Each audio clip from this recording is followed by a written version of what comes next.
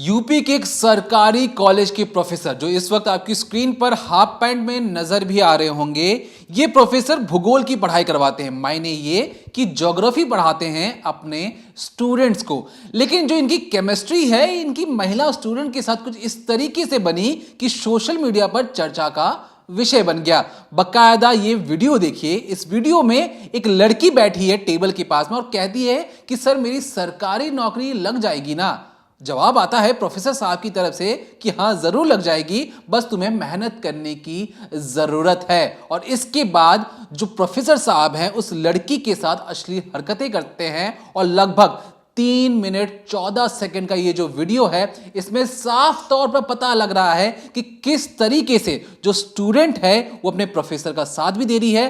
Professor जवाब में ये भी कहते कि तुम मुझे खुश करो, मैं तुम्हें सरकारी नौकरी और एग्जाम में फुल मार्क्स दिलवाऊंगा। इस डिकोडिंग क्राइम में हम आपको 3 मिनट 14 सेकेंड का पूरा वीडियो दिखाकर बताएंगे कि किस तरीके से यूपी के एक सरकारी कॉलेज में एक घिनौना काम चल रहा है। और ये जो प्रोफेसर साहब हैं, जब इनके बॉस से पूछा गया, यानी कि प्रिंसिपल साहब के पास कैमरा ले जाया गया, तो कैमरे पर प्रिंसिपल साहब मुस्कुराते मुस्कुराते ये कह रहे हैं कि मेरे पास तो कंप्लेन पहले भी आई थी, लेकिन वो क्या था ना कि जो लड़कियां हैं वो अदला बदली हो गई हैं। ये जो अदला बदली वाली जो कहानी है वो आपको बताएंगे जरूर। और जब उनसे पूछा गया कि क्या अलग अलग कमरों में सीसीटीवी कैमरे लगे थे, जवाब क्या आया ये भी सुनिएगा इस डिकोडिंग क्राइम के अंदर।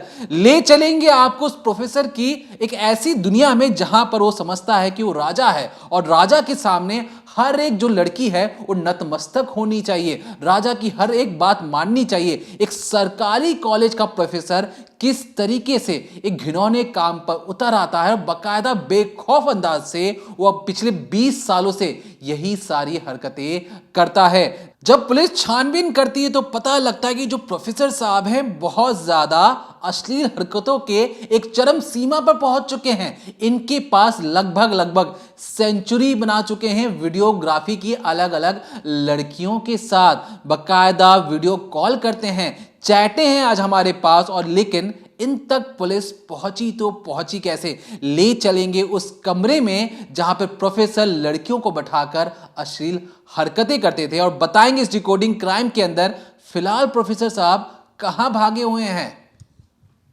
तो ये जो यूपी के जिस कॉलेज की बात हो रही है, दरअसल वो हाथरस के बगला डिग्री कॉलेज की बात हो रही है। आपको इसी कॉलेज के भूगोल कक्ष में, यानी जहाँ पर जो प्रोफेसर रजनीश कुमार हैं बैठा करते थे, बच्चियों के साथ लड़कियों के साथ अश्लील हरकतें करते थे, गंदी गंदी वीडियोस बनाते थे, उस कमरे तक हम आज आपको लेकर चलेंगे। फिलहाल जो रजनीश कुमार है उनके बारे में जो डिटेल सामने आई है वो पुलिस को चकमा देकर भागे हुए हैं। वो जैसे ही उनकी खबर पुलिस तक पहुंचती है वो फरार हो गए हैं। 50 साल की उनकी उम्र है और 20 साल से ये आदमी इस कॉलेज में काम कर रहा था, तो इसका रुतबा भी काफ़ी है इस कॉलेज में। इसीलिए जब आपने देखा होगा, जब दीपक आपको बता रहे थे कि जो इनके बड़े प्रिंसिपल साहब हैं वो मुस्कुरा रहे थे इनकी गलती पर। अब बात करते हैं उस कमरे की, किस तरीके से वो कमरा बना हुआ है, किस तरीके से ये आदमी उन लड़कियों की तस्वीरें निकाल रहा था। दरअसल आप अभी स्क्रीन पर देख रहे हैं ये वही भूगोल कक्ष है, क्योंकि ये भूगोल पढ़ाने का काम करते हैं उस कॉलेज के अंदर। अब जैसे ही हम अब इस कमरे के अंदर गए तो हमने क्या क्या चीज़ें देखी, अभी मैं आपको एक स्क्रीन पर एक वीडियो दिखा रही हूँ। इस वीडियो में आप देख सकते हैं एक लड़की बैठी हुई है, प्रोफेसर साहब खड़े हुए हैं। तो सबसे पहले आप इस कमरे का मॉडल समझिए, इस कमरे को समझिए कैसे बना हुआ है और कैसे इनका सामान रखा है। इस कमरे के अंदर एक टेबल पड़ी हुई है, एक कुर्सी रखी है और साथ ही साथ कुर्सी के पीछे एक अलमारी रखी हुई है।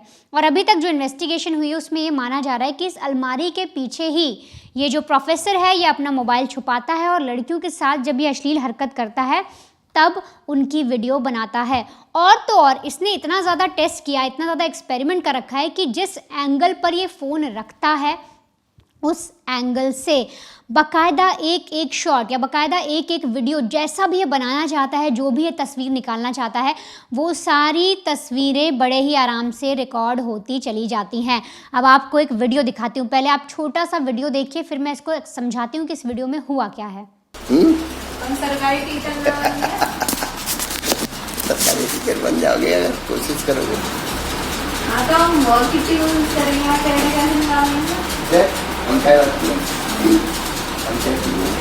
दिन में करवा दो कंप्लीट डेढ़ दिन में आया है बस आया है देखो तुम मेहनत से करोगे तो सब आ जाएगा।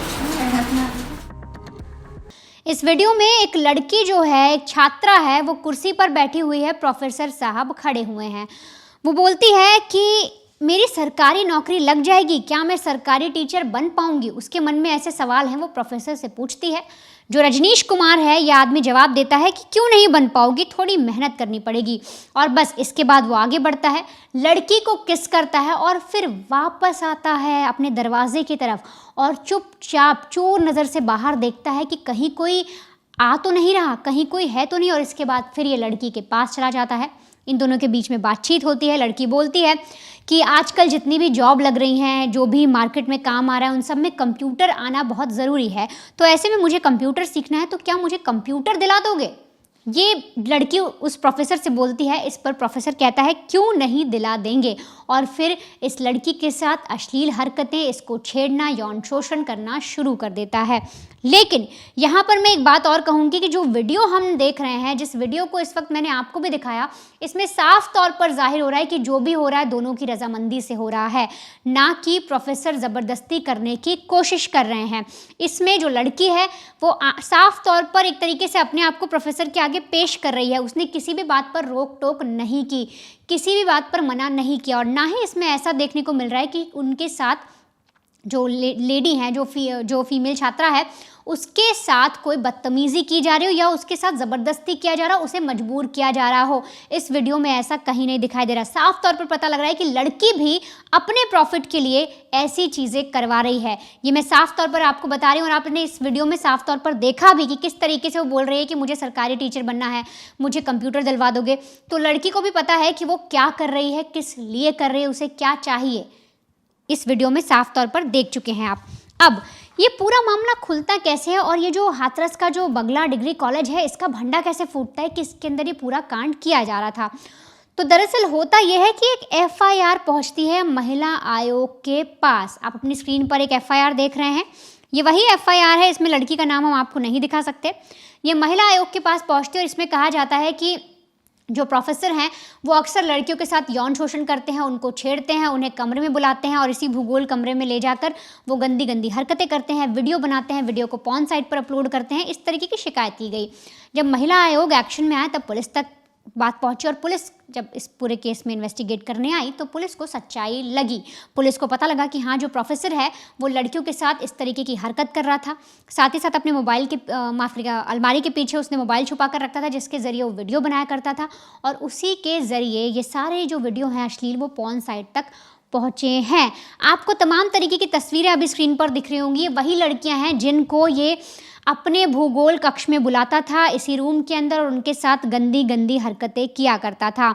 कई बार तो ये लड़कियों के कपड़े तक उतरवा दिया करता था। लेकिन फिलहाल जो वीडियो देखा उसमें साफ तौर पर मैंने आपको बताया कि रजामंदी दिख रही है, पर बहुत सी ऐसी लड़कियां हैं जो बता रही हैं कि ज़बरदस्ती भी इस टीचर ने, इस मास्टर ने ऐसी हरकतें की हैं।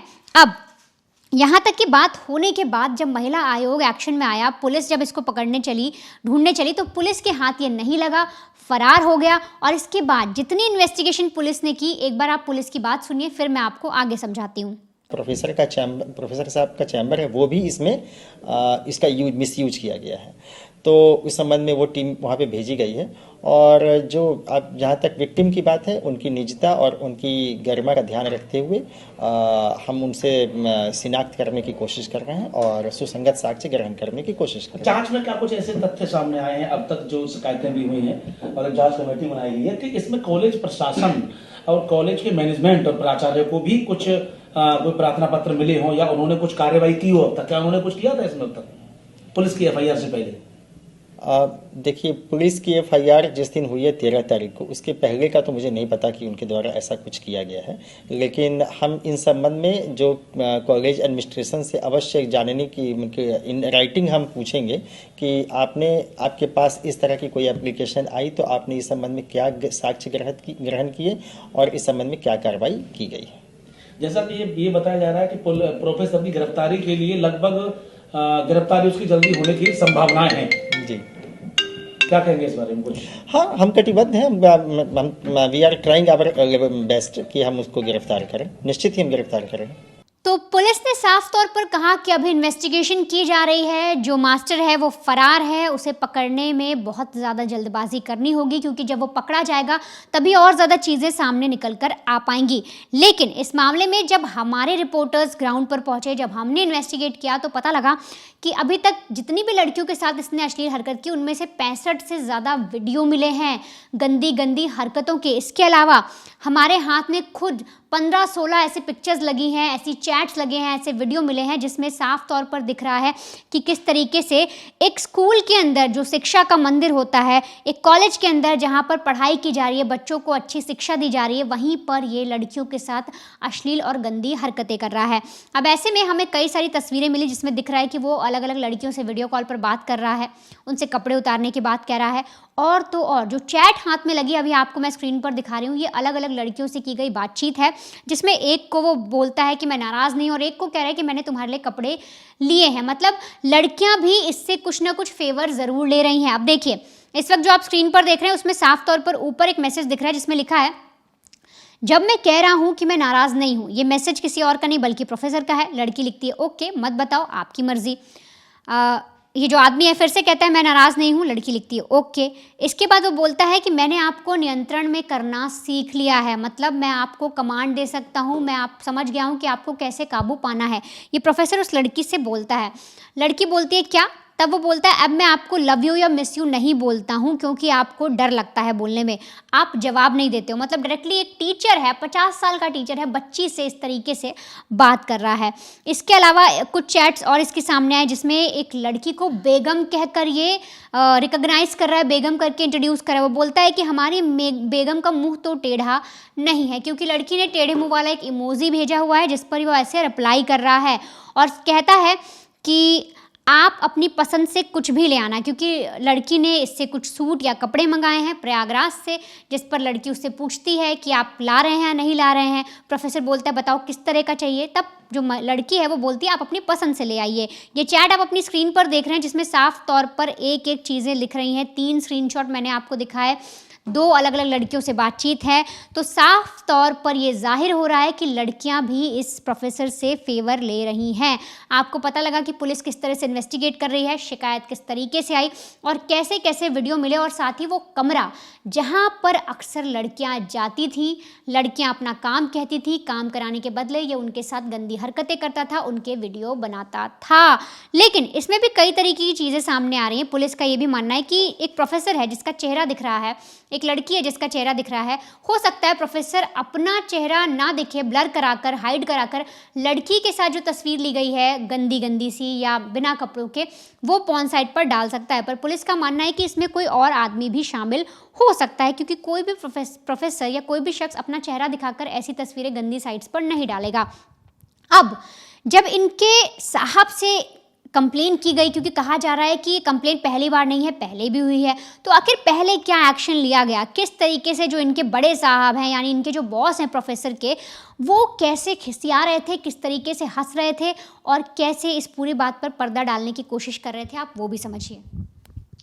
देखिए, शिक्षा के मंदिर में अगर दम घोटू रवैया होगा तो उसमें आवाज़ उठेंगी और कुछ इस तरीके से आवाज़ उठेंगी क्योंकि ये आवाज़ दूर तक जाएगी। और कुछ इसी तरीके से जो बच्चियां थीं, पहले उन्होंने प्रिंसिपल साहब को कंप्लेन किया, बाकायदा ऑन रिकॉर्ड प्रिंसिपल साहब कहते हैं कि सितंबर 2023 को हमारे पास कंप्लेन भी आई थी, लेकिन उस कंप्लेन पर उन्होंने क्या कार्रवाई की हम आपको ज़रूर बताएंगे, सुनवाएंगे खुद उन्हीं के बॉस से, जो प्रोफेसर के बॉस है, जो प्रिंसिपल साहब हैं, वो ऑन रिकॉर्ड क्या क्या चीज़ें बता रहे हैं। लेकिन यहाँ पर ध्यान रखने वाली बात, जिस तरीके से जो वनिता ने बताया कि जो लड़कियां हैं ये इनकी भी रजामंदी है। अब रजामंदी क्यों है, क्या चाहिए था लड़कियों को? लड़कियों को चाहिए था फुल मार्क्स, लड़कियों को चाहिए था हमें अच्छी नौकरी मिले, लड़कियों को चाहिए था हमें सरकारी नौकरी मिले, और इसी के लिए उन्हें जो आशा दिखी, एक किरण की जो आशा दिखी, वो दिखी अपने प्रोफेसर साहब या कहें जो ज्योग्राफी के HOD head of the department थे उनकी, और उन्हें देखा, उन्हें आशा दिखी। उस आशा की किरण को बुझाते हुए ये जो प्रोफेसर साहब थे, इन्होंने उनका इस्तेमाल किया और बार बार, एक नहीं कई बार इस्तेमाल किया, और सिर्फ अपने फायदे के लिए इस्तेमाल किया। बाकायदा वीडियो बनाकर उन्हें ब्लैकमेल करने की कोशिश भी हुई। अब बात जब बहुत आगे बढ़ जाती है, एक एक लड़की को परेशान किया जाता है कि तुम मुझे खुश करोगी, तुम्हें 100 में से 100 नंबर मिलेंगे, नहीं तो मैं तो हेड ऑफ द डिपार्टमेंट हूं, मैं तुम्हें फेल कर सकता हूं, तुम्हारी जिंदगी बर्बाद कर सकता हूं, ना तुम्हारी नौकरी लगेगी, ना तुम कहीं मुंह दिखाने लायक रहोगी। अब इस चीज से इतना परेशान हो जाती है बच्चियां कि बच्चियों को लगता है कि हम इस चीज को लेकर कहां जाए, क्योंकि प्रिंसिपल साहब को तो बोलकर थक चुकी हैं। लेकिन प्रिंसिपल साहब का यह कहना है कि जब बच्चियों ने हमें कंप्लेन किया किसी गुमनाम नाम से, उस गुमनाम लड़की के पास जब हम पहुंचे और उनसे पूछा, देखिए एक लेटर जाता है प्रिंसिपल साहब के कमरे में कि देखिए मेरे साथ बहुत ज्यादा गलत हो रहा है, जो एचओडी है वो मेरे साथ अक्सर गलत काम करते हैं और इसकी शिकायत मैं आपसे कर रही हूं, आप तुरंत तत्काल प्रभाव से इनके खिलाफ एक्शन लीजिए। लेकिन जो प्रिंसिपल साहब जब जांच करने जाते हैं तो पता लगता है कि जिस लड़की के नाम से खत आया है, उस लड़की से जब पूछा जाता है तो वो कहती कि नहीं, मैंने तो ऐसे कोई खत लिखा नहीं। अब प्रिंसिपल साहब मुझे जरा ये बताइए कि किस बच्ची की, जो कोई बच्ची अगर लेटर लिख रही है और कह रही है कि मेरी जान को खतरा है, प्रोफेसर मेरे साथ गलत काम कर रहे हैं, अगर आप उनसे पूछेंगे पब्लिकली या उन्हें अपने कमरे में बुला के पूछेंगे कि क्या आपके साथ बच्ची गलत कुछ हुआ है, आप जरा बताइए। अरे भैया, अगर लेटर लिखा गया है, जानबूझकर आपको चीजें बताई जा रही हैं और ऐसी चीजें बताई जा रही हैं, तो आपको क्या तत्काल प्रभाव से उन पर नजर रखने की जरूरत नहीं थी? क्योंकि मैं आपको पूरा बाइट जरूर सुनाऊंगा, क्योंकि जब प्रिंसिपल साहब से पूछा गया कि जरा ये बताइए कि आपके पूरे कॉलेज में तो हाईटेक हमने मान लिया, क्या आपके पूरे कॉलेज में सीसीटीवी कैमरे लगे हैं? प्रिंसिपल साहब कहते हैं हाँ, हमारे तो हर कोने कोने में सीसीटीवी कैमरा लगा है। लेकिन जब पूछा जाता है कि क्या एचओडी के जो कैबिन है, जो रूम है, जो भूगोल रूम है, क्या वहां पर भी सीसीटीवी लगा हुआ है, तो प्रिंसिपल साहब कहते हैं कि देखिए मैं तो नया नया पोस्टेड हूं, मुझे इसके बारे में जानकारी नहीं है। अरे क्यों नहीं है जानकारी? जब आपकी कॉलेज में कोई चीज अच्छी होती है तो आप उस जीत के हकदार होते हैं, आप उसकी जीत की जिम्मेदारी लेते हैं। लेकिन जैसे ही कोई चीज बुरी होती है, आप उससे दूर भागने की कोशिश करते हैं। क्यों नहीं उस लड़की की शिकायत पर आपने एक्शन लेने की सोची? आपने बस ये कह के पल्ला झाड़ दिया कि देखिए उस लड़की को जो हमने पूछताछ की, लड़की ने मना कर दिया, तो इसके आगे जांच करने की जरूरत नहीं थी। अरे क्यों जरूरत नहीं थी? अगर एक लड़की ने मना किया, आपको क्या उस प्रोफेसर की हरकतों पर नजर रखने की जरूरत नहीं थी? क्योंकि इस बात से यह साबित जरूर होता है कि जो उस लेटर में लिखा गया था कि जो प्रोफेसर साहब हैं बहुत ज्यादा शक्तिशाली हैं, इनके पास बहुत ज्यादा पावर है, ये किसी भी लड़की को मरवा सकते हैं और इसलिए इन पर कार्रवाई होनी चाहिए।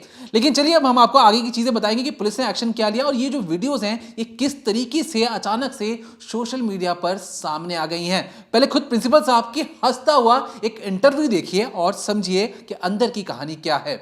पीड़ितों को अलग अलग नामों से शिकायत करनी पड़ी, इतना भय में थे, इतने डरे हुए थे उस प्रवक्ता और उस दबंग किस्म के व्यक्ति से। अच्छा। कि अलग अलग नामों से शिकायतें की गई हैं और इसको ये जो शिकायतें पहले यहाँ मैनेजमेंट कमेटी से भी हुई और उसके बाद फिर यही शिकायतें पुलिस से भी, लेकिन कोई भी इसका असर नहीं हुआ। तो कॉलेज को क्या अधिकार था इसमें, आप बताओ क्या अधिकार था? कोई पीड़िता कोई सामने, कोई लड़की कोई सामने आई नहीं, किसी ने कोई बयान नहीं दिया, किसी ने कोई शिकायत नहीं की, तो कॉलेज क्या कार्रवाई करता? जैसे ही संज्ञान में आया है तत्काल कॉलेज प्रशासन ने कार्रवाई अमल में लाई है। इससे कॉलेज की छवि बड़ी खराब हुई है। हाँ।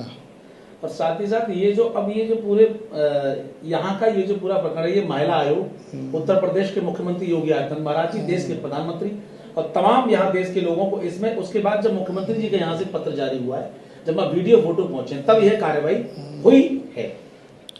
उसके बाद कॉलेज ने भी कार्रवाई तत्काल प्रभाव से कर दी। संज्ञान में जैसे प्रकरण आया तुरंत एक्शन लिया कॉलेज प्रशासन ने। कॉलेज ने एक्शन कब लिया है? एफआईआर के बाद। तो एफआईआर पुलिस पहले कर चुकी थी ना, पहले उसके बाद ही तो कॉलेज ने लिया है। हाँ, उससे पहले जो कॉलेजों से शिकायतें होती रही, जैसा बताना, तब तक कोई कार्रवाई नहीं हुई। इस पूरे मामले को लेकर के एक बड़ी बात भी ये सामने आ रही है कि पूरे कॉलेज में सीसीटीवी कैमरे लगे, क्लास से लेकर हर रूम में, बावजूद उसके जो चीफ प्रोक्टर है वो अपनी अश्लीलता फैलाते रहे कि आज तक ये चीजें संज्ञान में नहीं आई किसी के। नहीं, संज्ञान में ऐसी बात थी नहीं। ऑफिस की भी जाए, जिस कार्यालय में आप बैठे हैं वहाँ पे भी सीसीटीवी कैमरा लगा हुआ है, फिर भी ये सब कैसे होता रहा? अभी तो करने वालों को पूछो कैसे होता रहा, हमें तो जानकारी है। आप प्राचार्य हैं, कंट्रोल यहाँ के मुखिया हैं, एक बड़े पद पर बैठे हुए व्यक्ति हैं, अगर आप इस जवाब को देंगे तो क्या स्थिति रहेगी? नहीं तो जवाब फिर तो यहाँ से सब असुरक्षित ही असुरक्षित है आपसे होते हुए। सुरक्षित आपके पास कोई जवाब ही नहीं किसी भी चीज़ का। सुरक्षित हमेशा रहे हैं और अब भी सुरक्षित हैं सब। असुरक्षित कुछ नहीं है ऐसा असुरक्षित। चीफ डॉक्टर कितने साल से अब इसमें हाथरस के डीएम रावल पांडे जी द्वारा एक जांच कमेटी बनाई गई है हाँ, और वो जांच कमेटी अब इसमें जांच कर रही है। ये जो निलंबन किया गया ये आपके द्वारा किया गया ये निलंबन जो नहीं निलंबन करने का मुझे अधिकार नहीं। निलंबन शासन द्वारा किया गया नहीं कमेटी मैनेजमेंट प्रबंध समिति। प्रबंध। तो सुना आपने, प्रिंसिपल साहब कहते हैं कि 2.5 साल पहले भी कंप्लेन आया था, लेकिन जिस तरीके से जो उन्होंने कहानी बनाया कि हमें तो लगा कि कुछ हुआ ही नहीं है। अरे कुछ हुआ ही नहीं है तो आप होने का इंतजार कर रहे हैं क्या? कि अगर कुछ हुआ नहीं, बच्ची के साथ कुछ बड़ा हो जाए उसके बाद ही हम तत्काल प्रभाव से एक्शन में आएंगे? क्योंकि ये जो सारी जो लापरवाही है प्रिंसिपल साहब की, एक एडमिनिस्ट्रेशन की उस कॉलेज की, इन्हीं की लापरवाही की वजह से एक हेड ऑफ द डिपार्टमेंट लगभग 60 से 65 वीडियो तो उनको पुलिस को मिले हैं। आप सोचिए कितने वीडियो जो पुलिस को नहीं मिले होंगे वो अलग अलग जगह पर फैल चुके होंगे।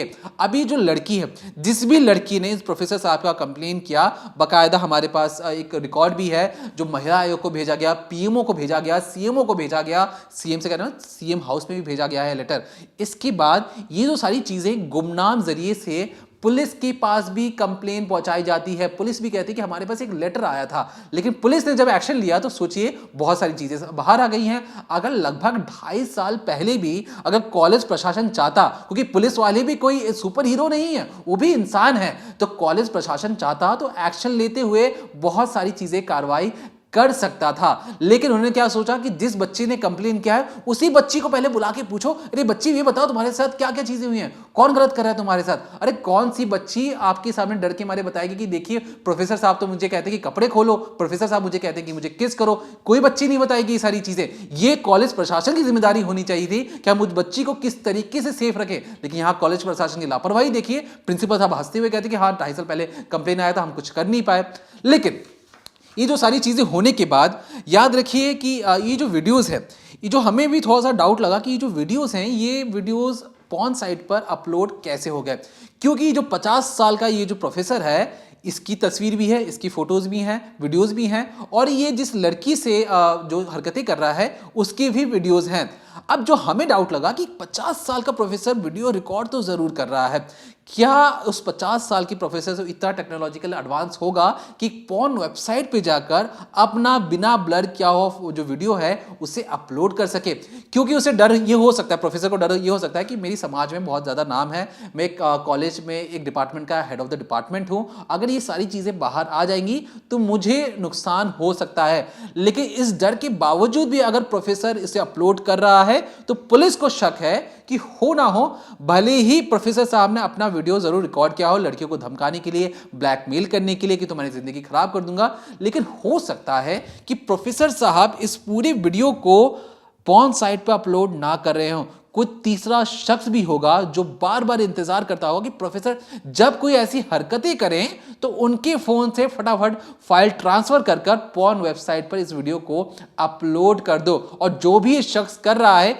वो जानबूझकर प्रोफेसर साहब की जो बिना ब्लर की हुई फेस है, जो लड़कियां हैं उनकी बिना ब्लर की हुई जो फेस है, उससे ऐसे ही एज इट इज अपलोड कर देता है। तो इस पूरे कहानी में प्रोफेसर के साथ हो सकता है उस कॉलेज के कोई ऐसे कर्मचारी भी हों जिस पूरे का केस में सम्मिलित हों। क्योंकि ये कह देना कि देखिए प्रोफेसर साहब गलत कर रहे थे, प्रोफेसर साहब नौकरी देने के बहाने से गलत हरकतें ही करते थे, ये बात सही है, लेकिन वो अपलोडर कौन है, वो टेक्नोलॉजिकल एडवांस वो बंदा कौन है जो जानबूझकर पूरे कॉलेज प्रशासन को बदनाम करने की कोशिश कर रहा है? और सवाल उठना कॉलेज प्रशासन भी चाहिए, क्यों समय रहते उन्होंने एक्शन नहीं लिया और इंतजार किया कि ये केस या ये जो चीजें हरकतें हो रही हैं इतनी बड़ी हो जाएं कि पुलिस को कूदकर उन प्रोफेसर साहब के खिलाफ एक्शन लेना पड़े। और जो प्रोफेसर साहब है गायब हैं, तो मतलब जो लड़कियों ने जो लेटर में लिख के कहा कि देखिए जो प्रोफेसर है वो तो मरवा सकते हैं, अब पुलिस चाह कर भी उस प्रोफेसर को पकड़ नहीं पा रही है। पिछले कई दिनों से वो फरार चल रहा है, लेकिन पुलिस से वो बार बार गायब हो जाता है। जब भी पुलिस उसे पकड़ने जाती है उससे 2 कदम वो आगे ही रहता है, ना उसका कॉल ट्रैक पता लग पा रहा है, ना उसकी कोई जानकारी मिल पा रही है। तो ऐसे में जब बुढ़ापे में रिटायरमेंट का वक्त था तो प्रोफेसर साहब कि अगली जिंदगी जो है, जो आधी जिंदगी तो काट चुके हैं शिक्षा के मंदिर के अंदर, आधी जिंदगी वो क्रिमिनल्स के बीच बैठकर चक्की पीसते हुए जरूर नजर आएंगे, क्योंकि जो उन्होंने हरकत की है वो बिल्कुल भी माफी लायक नहीं है। इस पूरे केस में जब भी प्रोफेसर पकड़े जाएंगे उनसे हम पूछने की कोशिश करेंगे, पुलिस वाले से पूछने की कोशिश करेंगे कि उनका असली मकसद क्या था और कितने सालों से, क्योंकि 20 साल से इस कॉलेज के अंदर है, तो कितने सालों से और पहली बार उनका असली मकसद क्या था इन सारी चीजों को करने का। तो इस पर जो भी जानकारी आएगी हम सबसे पहले क्राइम तक पर आप तक इसे पहुंचाएंगे।